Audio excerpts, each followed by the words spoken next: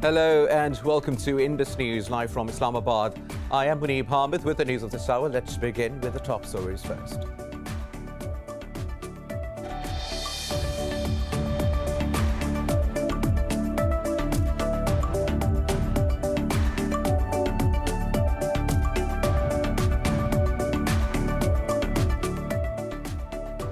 The world powers have condemned the surge in violence in Afghanistan and held the Taliban responsible for the majority of the incidents.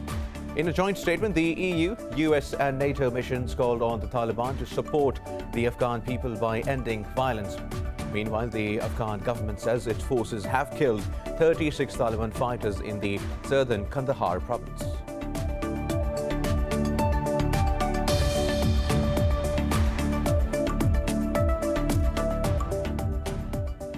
A farmer's caravan of at least 700 vehicles is reaching New Delhi border today to reinforce their agitation against the farm laws.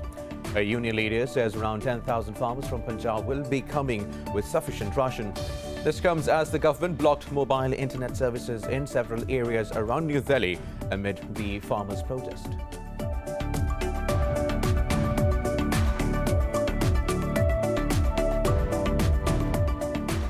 In Russia, police have detained more than 250 people from the rallies held in support of jailed opposition leader Alexei Navalny.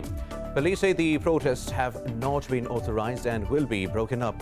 The Kremlin critic was arrested on the 17th of January after returning from Germany for the first time since he was poisoned last year.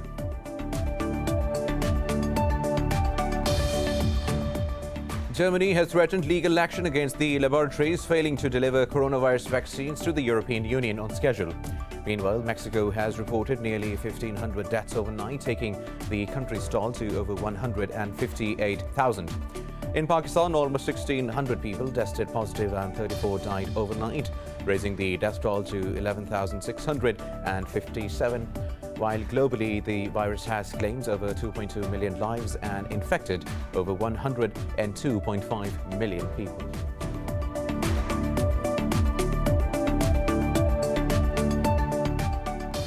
And in football, Bayern Munich have outclassed Hoffenheim 4-1 in their Bundesliga encounter.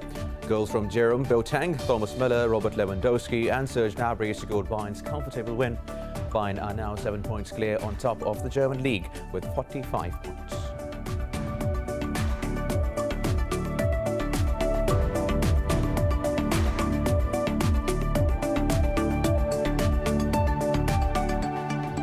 These were the top stories. News in detail after a short break. Stay with us.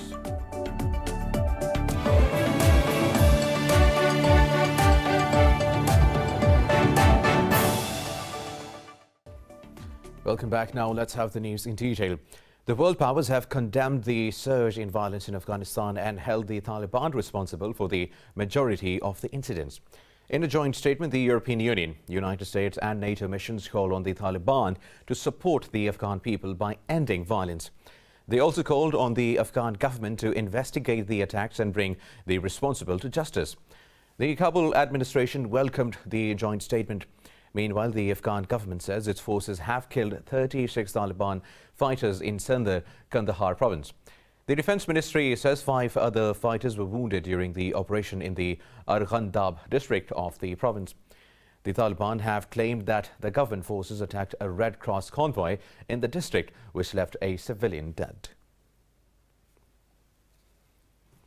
Now, farmers' caravan of at least 700 vehicles is reaching New Delhi border today to reinforce their agitation against the farm laws. This comes as the government blocked mobile internet services in several areas around New Delhi amid the farmers' protest. A union leader says around 10,000 farmers from Punjab will be coming with sufficient ration. Meanwhile, the farmer unions say they are open to resuming talks with the government on the contentious farm laws. But they accuse the government of offering dialogue on the one hand while harassing them on the other.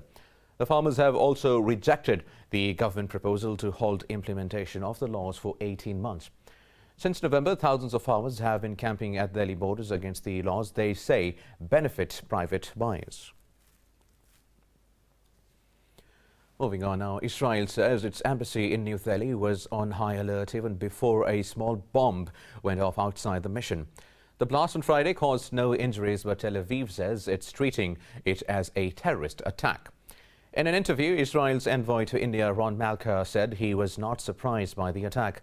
He added Israel is always prepared, with the country raising the level of alert even further. The road outside the embassy remained sealed off as forensic experts looked for clues about the attack. Indian police have so far described the attack as a mischievous attempt to create a sensation. Meanwhile, in Israel, thousands took to the streets of Jerusalem in protest against Prime Minister Benjamin Netanyahu. Demonstrations over Netanyahu's indictment on graft charges and handling of the COVID-19 outbreak have entered their 32nd week. Protests calling for Netanyahu's resignation continue to intensify. The police used water cannon for the first time in months to disperse the demonstrators. One person has been hospitalized after being hit in the face by a water jet, while police said they arrested 2 others. Netanyahu is set to appear in court for the second time on the 8th of February to respond to the criminal indictment against him. Now, Iran has rejected any new negotiations or changes to the participants in the 2015 nuclear deal.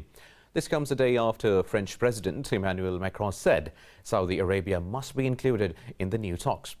A foreign ministry spokesman said the deal is a multilateral international agreement ratified by the UN Security Council. Saeed Khatibzadeh called the agreement non-negotiable and urged Macron to show self-restraint. He said if French officials are worried about their arms sales to the Persian Gulf Arab states, they better reconsider their policies. Earlier, Saudi Arabia and the UAE said that they should be involved in any talks. The Saudi-led military coalition says it has destroyed an explosive-laden drone launched by the Houthis in Yemen. The Saudi state media quoted the coalition as saying it had intercepted a Houthi drone over Yemeni airspace heading towards the kingdom. The Houthi rebels have not commented on the incident yet.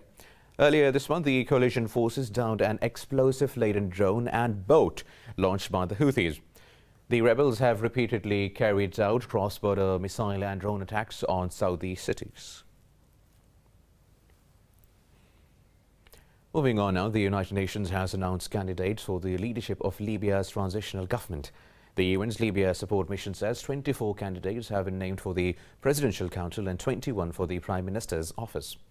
The 75 participants of the Geneva peace talks will vote next week to pick the 3-person Presidential Council and a Prime Minister. The interim unity government will govern until elections are held on the 24th of December. However, the members of the interim setup will not be eligible to participate in the elections. While United Nations-backed talks have progressed, many Libyans fear competition for posts could yet trigger fresh fighting. Now moving to Russia, where police have detained more than 500 people from rallies held in support of jailed opposition leader Alexei Navalny. Police say the protests have not been authorized and will be broken up. Navalny's supporters took to the streets in Serbia and Russia's Far East despite biting cold and threats of arrest. Moscow and other major Russian cities are also set to stage protests later today. In the capital, the police announced the closure of 7 metro stations and said the movement of pedestrians will be limited in the city centre. Despite pressure from authorities, Navalny aides called for nationwide demonstrations ahead of his trial starting on Tuesday. The Kremlin critic was arrested on the 17th of January after returning from Germany for the first time since he was poisoned last year. Now, Germany has threatened legal action against the laboratories failing to deliver coronavirus vaccines to the European Union on schedule. Tensions over delays in vaccine distribution is mounting as most of the European countries fall short of the supplies. German Economy Minister Peter Altmaier says no company can favour another country over the EU. Meanwhile, Mexico has reported nearly 1,500 deaths overnight, taking the country's toll to over 158,000.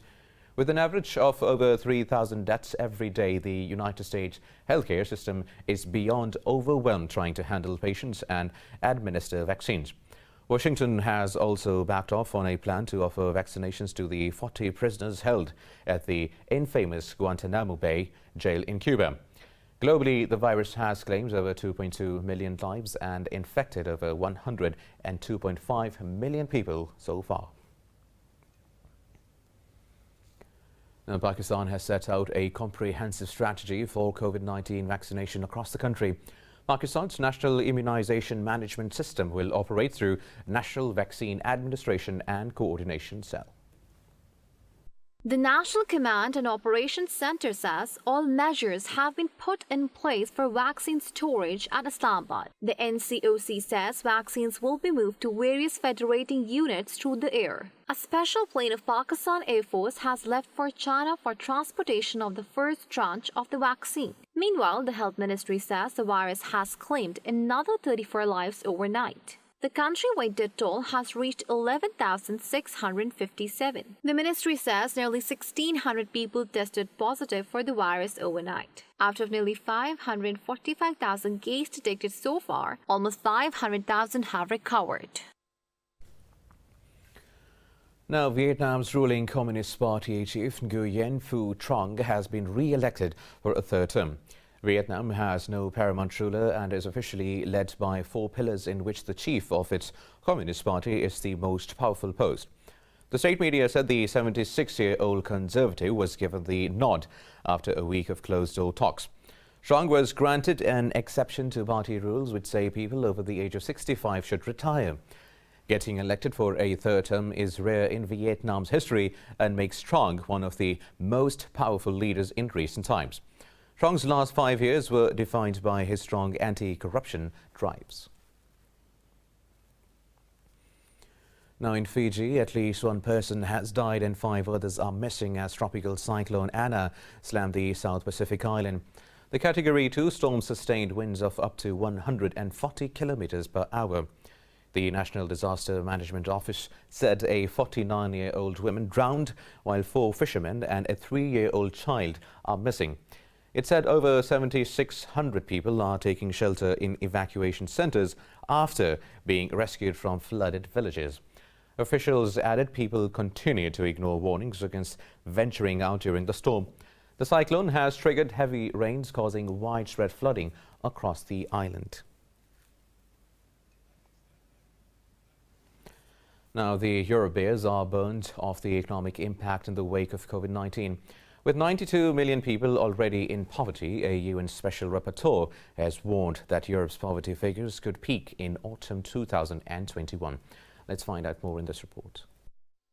COVID-19 is taking its toll on the world, causing deaths, illnesses, and economic despair. And Europe is no exception. United Nations Special Rapporteur on Extreme Poverty, Oliver de Schutter, has warned that millions of people in the EU still live in poverty.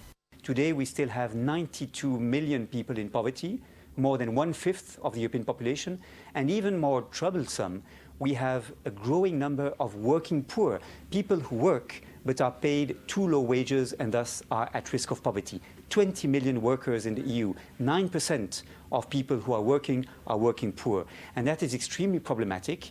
De Schutter says poverty affects 20% of the European Union's citizens. He said the pandemic has also increased inequalities. We need more recommendations to have progressive taxation schemes. We need more recommendations to ensure that wages increase in line with productivity gains. We need, in other terms, the European semester framework to become much more social and to have a better balance between the economic and the social in the European governance system. UN Rapporteur de Schutter is expected to present his final report at the UN Human Rights Council in Geneva in June 2021. More news coming up in this bulletin after a short break. Stay with us.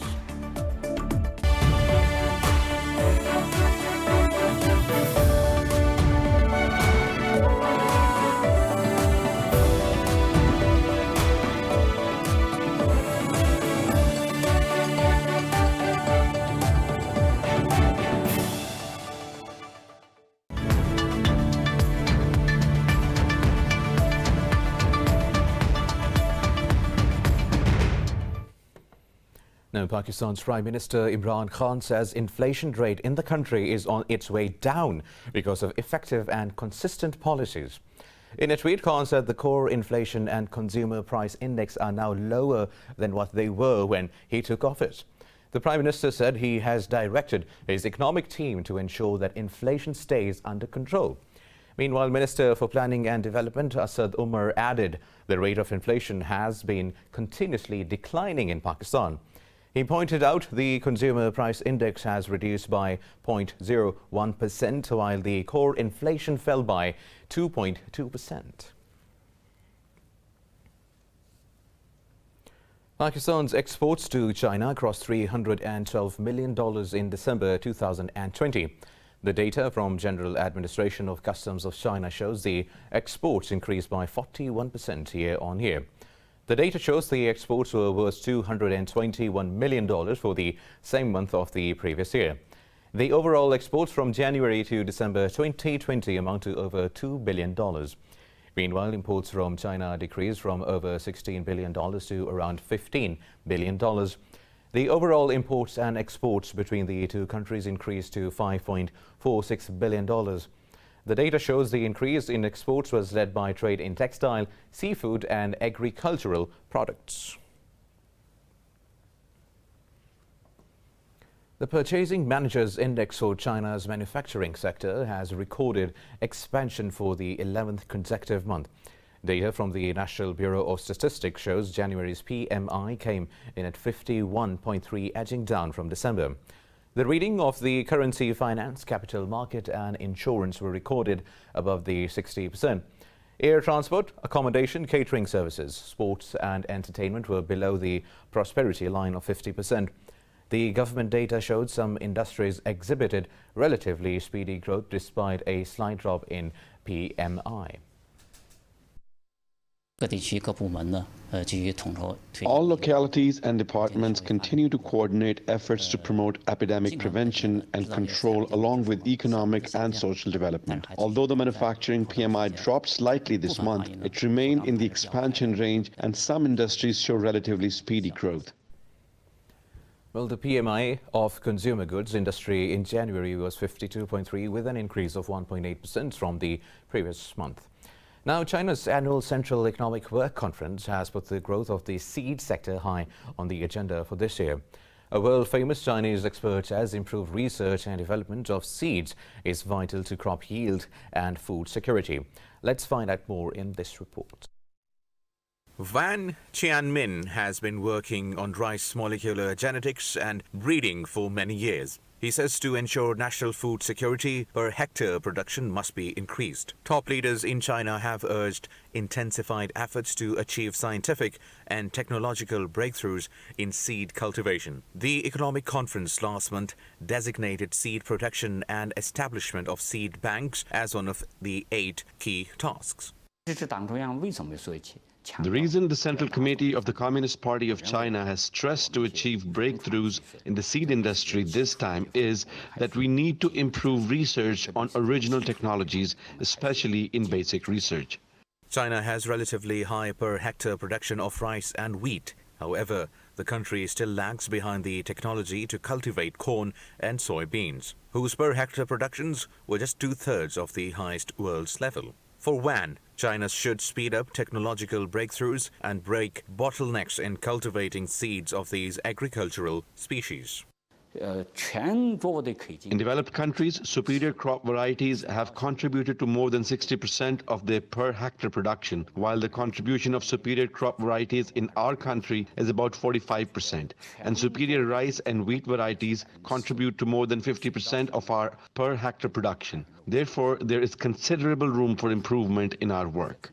Currently, China has per hectare production of wheat 30% higher than the international level, while the per hectare production of rice is 1.7 times that of the international level. Now, the most Gulf bourses have dropped in early trade, mirroring the global sell-off, and GameStop continues as rattle markets. Slower vaccine rollout in Europe also sparked worries about the state of the world economy. Dubai financial market traded over 0.5% lower, mainly dragged down by real estate stocks. In Abu Dhabi, financial stocks have dragged down the index marginally lower. First Abu Dhabi Bank slipped 0.5%, while the Bank of Sharjah plunged almost 5%. Qatar's main 20 stock index has shed around 0.5%, with the energy and banking stocks weighing the most bearings. Bourses also slipped fractionally, with the GFH Financial Group shedding over 1%. But a 0.5% rise in Kuwait's financial house and Ahli United Bank has helped Kuwait's premier index edge up fractionally.